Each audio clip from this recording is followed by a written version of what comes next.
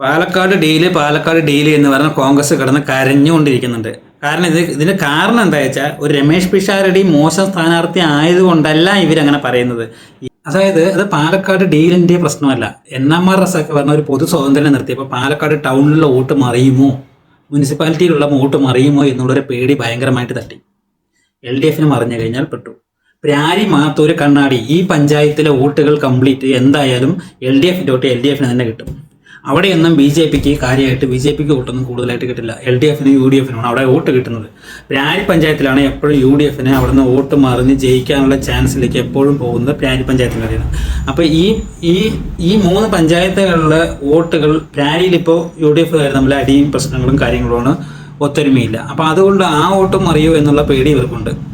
അതിനിടയിൽ അവിടെ ഒരു പാലക്കാട് ടൗണിൽ വേണ്ടപ്പെട്ട ഒരാളായിട്ട് നിൽക്കുന്ന സമയത്ത്, NMR റസാഖ് നിൽക്കുന്ന സമയത്ത് ഓട്ടോമാറ്റിക്കലി പാലക്കാട് ടൗണിലെ ആളൊരു ബിസിനസ്സുകാരനാണ്, ആൾ കുറച്ച് ചാരിറ്റികളൊക്കെ ചെയ്യുന്ന ആളാണ്, അവിടെ ഹോട്ടൽ അസോസിയേഷൻ്റെ റെസ്റ്റോറൻറ്റ് അസോസിയേഷൻ്റെ മെയിൻ ആളാണ്.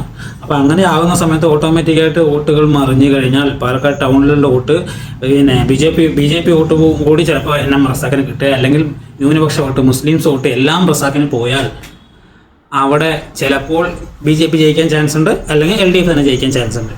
ചിലപ്പോൾ സാധ്യത, ഇപ്പോഴും സാധ്യത നമ്മൾ UDF തന്നെയാണ് പറയുന്നത്, ഇല്ല എന്ന് പറയുന്ന ഒരു 60% UDF ജയിക്കാൻ ചാൻസ് ഉള്ളത്. പക്ഷേ സപ്പോസ് അങ്ങോട്ട് മറിഞ്ഞാൽ, കാരണം ഈ കഴിഞ്ഞ തദ്ദേശ തെരഞ്ഞെടുപ്പിൽ 6000 വോട്ടിന് താഴെ അവിടെ LDF ഉള്ളൂ.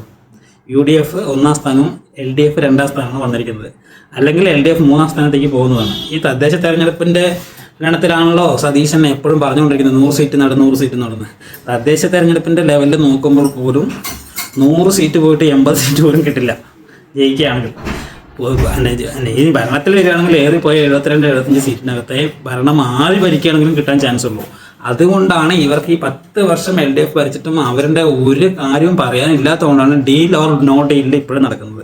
ഇത് ഷാഫി പറമ്പിലിൻ്റെ ബുദ്ധിയാണെന്ന് വ്യക്തമാണ്. കാരണം അവിടുത്തെ മുസ്ലിംസ് വോട്ട് ഭിന്നിപ്പിക്കണം, അല്ലെങ്കിൽ മുസ്ലിം വോട്ട് കംപ്ലീറ്റ് UDF കൊത്തണം.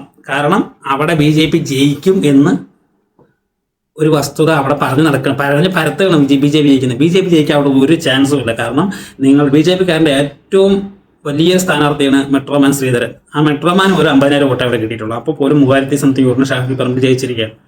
അതിലും വലിയ സ്ഥാനാർത്ഥിയൊന്നും അല്ല ശോഭാ സുരേന്ദ്രൻ. ഇനി ശോഭാ സുരേന്ദ്രൻ വോട്ട് എവിടെ പോയാലും വോട്ട് കൂടുതലാവുന്നുണ്ട്, ഇല്ലെന്ന് പറയില്ല. എവിടെ പോയാലും വോട്ട് നന്നായിട്ട് ഭൂരിപക്ഷം, നന്നായി വോട്ട്, നല്ല ക്രൗഡ് പുള്ളറാണ്, ഇല്ലെന്ന് പറയുന്നില്ല. പക്ഷെ ആ ഒരു ബേസിൽ ചെയ്യുന്ന സമയത്ത് നിങ്ങൾ രമേശ് പിഷാരടിനെ പോലെ ഒരാളിനെ കൊണ്ടുവരാൻ പാടില്ലെന്നും, നിങ്ങളുടെ കോൺഗ്രസിൽ തന്നെ ഒരാളിനെ കൊണ്ടുവന്ന് നിർത്തിയിട്ട് ഇരുന്നെങ്കിൽ വിജയിച്ചിട്ടുണ്ടാവും. അത് നിങ്ങൾ ചെയ്തില്ല.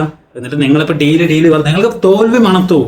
ഈ ഭരണവിരുദ്ധ വികാരമുണ്ട്, അങ്ങനെയുണ്ട് ഇങ്ങനെയുണ്ട് എന്നൊക്കെ പറയുമ്പോൾ ആ ഒരു ഭരണവിരുദ്ധ വികാരത്തിനെ കുറിച്ചോ ഈ 10 വർഷം ഭരിച്ചതിൻ്റെ കുറവുകളെ കുറിച്ചോ അങ്ങനെ ഒന്നും പറയാനില്ലാതെ ഈ ഡീല് എന്ന് പറഞ്ഞിട്ട് പറഞ്ഞ് നടക്കാൻ നാണമില്ലേ എന്നാണ് ജനങ്ങൾക്ക് ചോദിക്കാനുള്ളത്. ജനങ്ങൾ അതേ ചോദിക്കൂ. നിങ്ങൾ കഴിഞ്ഞ 2021 ഇലക്ഷൻ നിങ്ങൾക്കൊരു ശബരിമല വിഷയം പറഞ്ഞു. ഇപ്രാവശ്യം തദ്ദേശ തെരഞ്ഞെടുപ്പിൽ ശബരിമല വിഷയം കൊണ്ടിട്ടു. ഇപ്പം ഡീല് വിഷയം എടുത്തിട്ടു. ഡീല് വിഷയത്തിനെ കൊണ്ട് നടക്കുകയാണ്.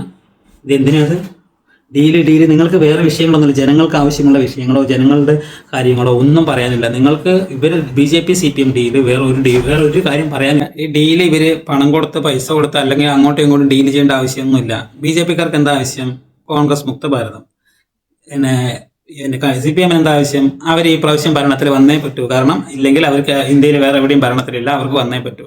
അതുകൊണ്ട് സ്വാഭാവികമായിട്ടും അവർ ചിലപ്പോൾ ഒരു നല്ല മണ്ഡലങ്ങളിൽ ഓട്ടോമാറ്റിക്കായിട്ട് ഇവരറിയാതെ തന്നെ ഡീല് പോലെ ഇവർ കളിക്കും. അത് രാജീവ് ചന്ദ്രശേഖരൻ്റെ ബിസിനസ് മൈൻഡിൽ 1-2 സീറ്റോ അല്ലെങ്കിൽ 2-3 സീറ്റ് മാത്രം മതി, ബാക്കിയെല്ലാം തുലഞ്ഞു പോട്ടെ, A ക്ലാസ് മണ്ഡലത്തിലെ സീറ്റ് മാത്രം മതി, കിട്ടിയാൽ മതി, ബാക്കിയെല്ലാം ഒന്നുമില്ലെങ്കിലും പൊയ്ക്കോട്ടെ എന്ന് ഓട്ടോമാറ്റിക്കായിട്ട് വിചാരിക്കും.